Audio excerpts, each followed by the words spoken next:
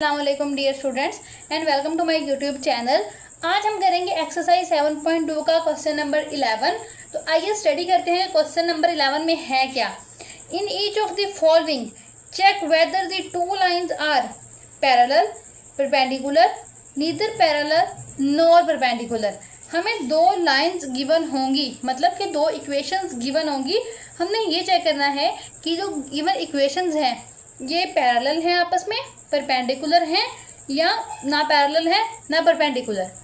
तो इससे पहले अगर आपने अच्छी तरह स्टडी किया है 7.1 और 7.2 को, तो आपको पता होगा कि दो लाइंस अगर पैरेलल हैं या परपेंडिकुलर हैं तो इन टर्म ऑफ स्लोप्स हम उन्हें किस तरह से बता सकते हैं।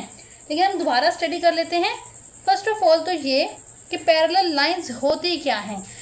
पैरेलल लाइंस ऐसी लाइंस जो चलती जाएं सारी ज़िंदगी लेकिन कभी भी एक दूसरे को इंटरसेक्ट ना करें, कहीं भी एक दूसरे को क्रॉस ना करें, तो वो होती है पैरेलल लाइंस। उनके दरमियान कोई एंगल नहीं बनता, ज़ीरो एंगल होता है। क्यों? क्योंकि उन्होंने कभी क्रॉस ही नहीं किया, टच ही नहीं किया, तो एंगल कैसे बनेगा। अगर हम इसकी एग्जाम्पल लें, जैसे इसको आप सड़क कंसिडर करो ना। अगर ये सड़क है, बिल्कुल स्मूथ जा रही है, बेशक थोड़ी सी बेंड हो जाए इस तरह या इस तरह, सड़क जो है वो कभी भी उसके दोनों किनारे आपस में नहीं मिलते। हाँ, अगर हम पीछे खड़े होकर दूर तक देखें तो हमें फील यही होगा कि वो आपस में मिल रहे हैं, लेकिन वो मिलते तो नहीं है। इट मीन्स कि वो पैरेलल चल रहे हैं। जिस तरह रेल की पटरी होती है, उसकी दोनों साइडें आपस में पैरेलल ही चलती हैं, किसी भी मोड़ पे वो आपस में मिल नहीं सकती। सिमिलरली वही उसी तरह ये दो लाइंस देखो बिल्कुल पैरेलल हैं। अगर मैं सारी ज़िंदगी पकड़ के इनको खींचती रहूँ तो कभी भी एक दूसरे को इंटरसेक्ट नहीं करेंगी, ये वाली लाइन और ये वाली लाइन। लेट्स से ये लाइन है L1, ये लाइन है L2। इसकी स्लोप है M1, इसकी स्लोप है M2। और पैरेलल लाइंस में तो इनकी जो स्लोप्स हैं M1 और M2 वो आपस में इक्वल होंगी, मतलब M1 is equals to M2। अगर किसी भी दो लाइनों की स्लोप्स आपस में इक्वल आ जाती हैं तो इट मीन्स कि वो लाइंस आपस में पैरेलल हैं। तो इन क्वेश्चन में हम क्या करेंगे, सिंपली स्लोप निकालेंगे। अगर दोनों इक्वेशंस की स्लोप आपस में इक्वल आ जाती है ना, तो इट मीन्स कि वो दोनों लाइंस हैं जिनकी ये इक्वेशंस हैं वो पैरेलल हैं। उसके बाद केस है परपेंडिकुलर का। दो लाइंस परपेंडिकुलर कब होंगी?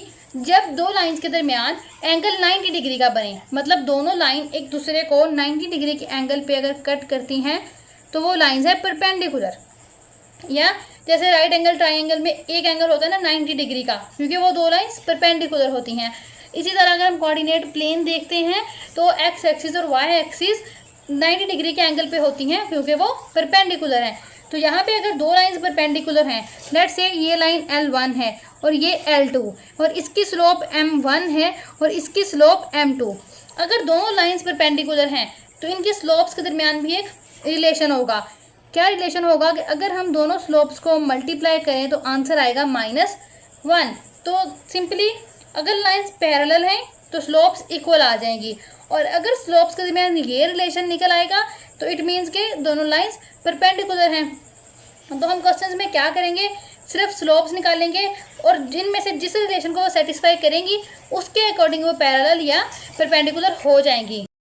देखो अब क्वेश्चन नंबर 11 का फर्स्ट पार्ट, जिसमें हमें दो इक्वेशन गिवन है। तो ये दो इक्वेशन ज़ाहिर लाइन की इक्वेशंस है।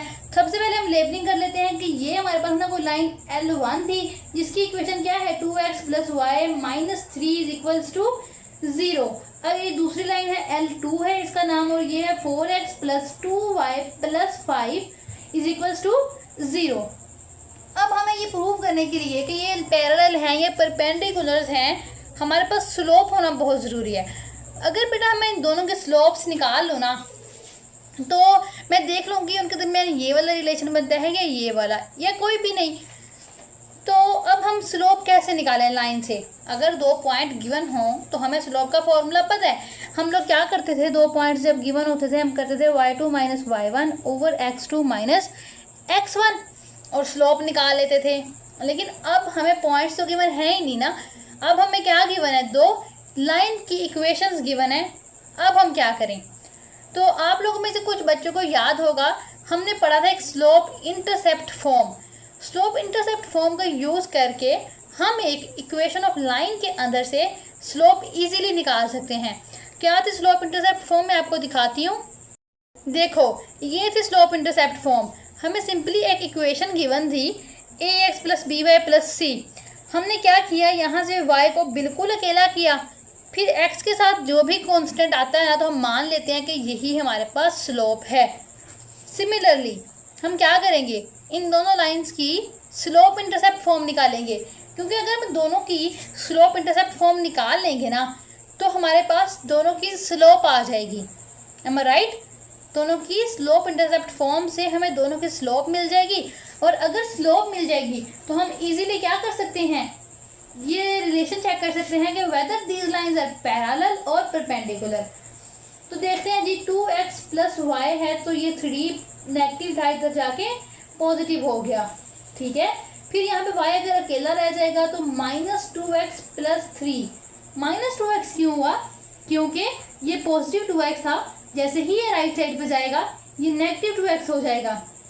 y अकेला हो गया, x के साथ जो भी कांस्टेंट आएगा, हमने क्या कहा था, वो उसकी स्लोप होगा। तो हम लिखेंगे कि m1 हमें क्या मिला है, -2।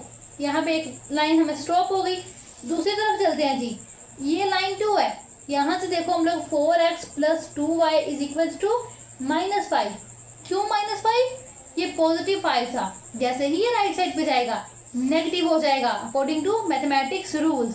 फिर ये 2y इधर ही रहेगा और ये -4x -5। अब 4x क्यों माइनस का हो गया? Again with the same reason कि ये हमारे पास पॉजिटिव 4x था, जैसे ही ये राइट साइड पे जाएगा ये नेगेटिव हो जाएगा। हमने बस y को करना है अलहदा, तो क्या होगा, -4/2x -5/2। तो y is equal to -2x -5/2। ठीक है, यहाँ से अब हमें m2 मिल रहा है। अगर आप लोग देखो तो हमें एक m2 मिला विच सेज इट इज -2। तो m1 क्या है, -2, m2 क्या है, -2। देखते हैं हम लोग इनके दरमियान रिलेशन। क्या m1 और m2 आपस में इक्वल है? इक्वल है, क्योंकि दोनों ही -2 हैं।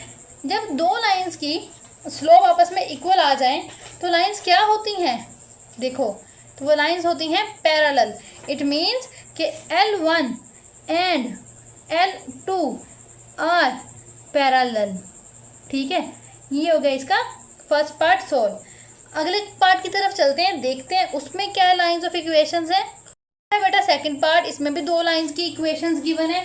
फर्स्ट ऑफ ऑल हम वही इनकी लेबलिंग करेंगे कि ये L1 है, ये L2 है।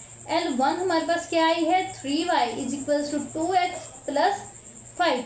सिमिलरली L2 भी हमारे पास कोई ना कोई लाइन ही है, 3x plus 2y -8। First of all हमारा टारगेट क्या है, स्लोप इंटरसेप्ट फॉर्म। क्यों slope intercept form? Because we need slope.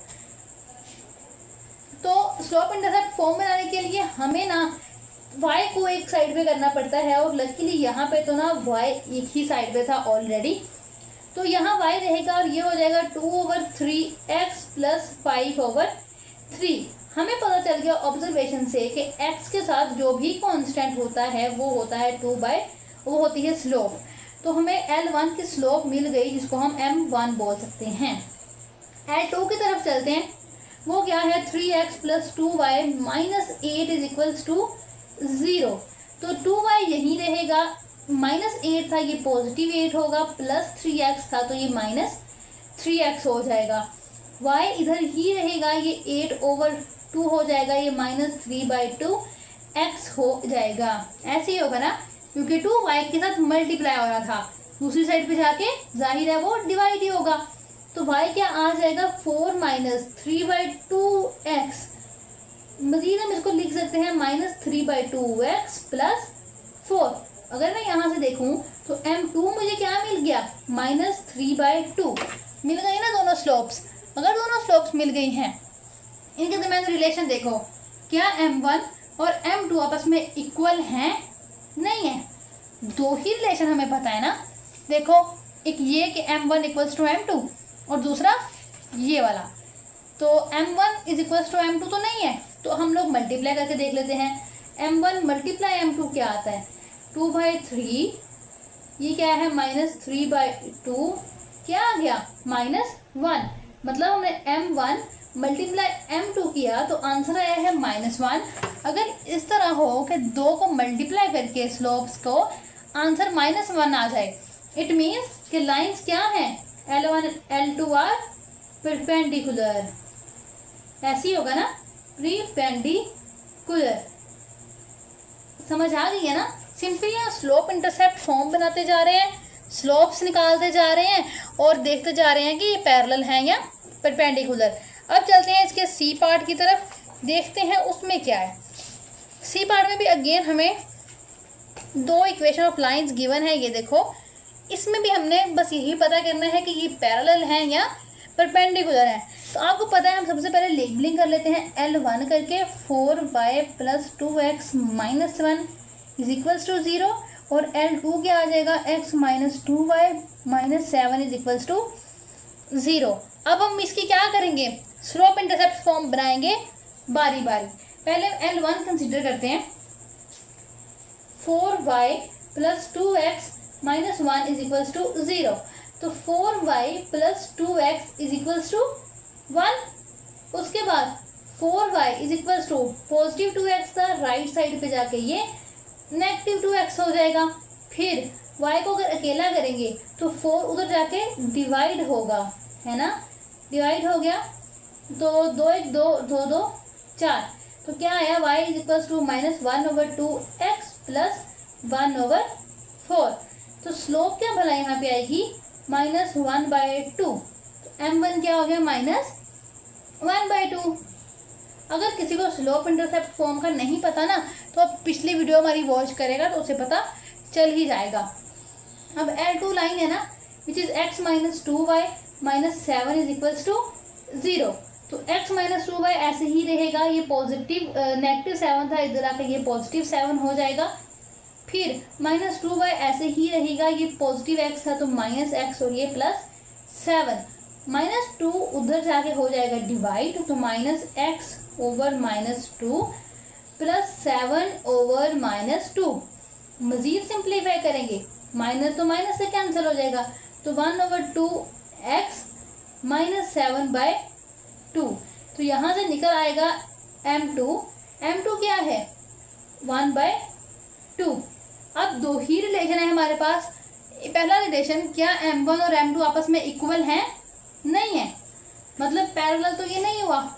दूसरा रिलेशन, अगर मैं m1 मल्टीप्लाई कर देती हूँ m2 से, -1/2 × 1/2 = -1/4। तो इसका मतलब क्या है, m1 और m2 इक्वल भी नहीं है और इनका प्रोडक्ट -1 भी नहीं है। मतलब ना ये पैरेलल है ना परपेंडिकुलर है। तो हम लोग लिखेंगे L1 and L2 are neither parallel nor perpendicular। ये हो गए इसके 3 पार्ट कंप्लीट। हमने क्या करना है, सिर्फ स्लोप वाला जो रिलेशन था, जो हम पहले भी क्वेश्चंस में यूज़ करते रहे हैं, वही अगेन से यूज़ करना था हमने। तो लेकिन अब ट्विस्ट यहाँ पे ये था कि हमारे पास इक्वेशंस गिवन थी, पॉइंट्स नहीं थे। तो हमने उस इक्वेशन के स्लोप इंटरसेप्ट फॉर्म निकाल लिए और वहाँ से हमें स्लोप मिली है और हमने बता दिया है कि क्या ये पैरेलल हैं, परपेंडिकुलर हैं या ना पैरेलल ना परपेंडिकुलर। ठीक है, तो ये क्वेश्चन तो कंप्लीट हो गया। अब मिलेंगे नेक्स्ट वीडियो में नेक्स्ट क्वेश्चन के साथ। तब तक के लिए अल्लाह हाफिज़।